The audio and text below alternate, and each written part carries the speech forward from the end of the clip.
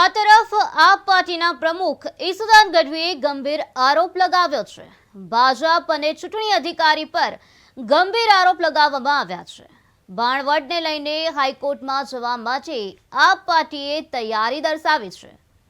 મંત્રીના દબાણમાં આપ ઉમેદવારના ફોર્મ રદ કરવામાં આવ્યા તો ચૂંટણી કમિશનરને આપ પાર્ટી રજૂઆત કરવાની છે। સરેઆમ લોકતંત્રની હત્યા કરી છે। જે રીતે વિપક્ષના લોકોને દબાવવું, વિપક્ષના લોકોને કઈ રીતે ડરાવવું, એને ફોર્મ ન ભરવા દેવા, તાનાશાહી આખી ચાલી રહી છે।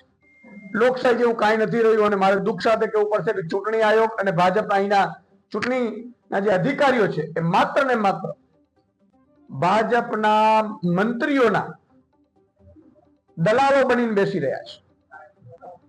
ગત રોજ બાણવડ નગરપાલિકાનો કિસ્સો છે। આ પેલા આખી હું ક્રોનોલોજી આપને કહી દઉં કે બાણવડમાં પેલા તો ભાજપ એવી કોશિશ કરી હતી કે કોઈ પણ ભોગે ઉમેદવારો ઉભા ન રહે, ગઠબંધન ન થાય। અમે ને કોંગ્રેસે ગઠબંધન કર્યું।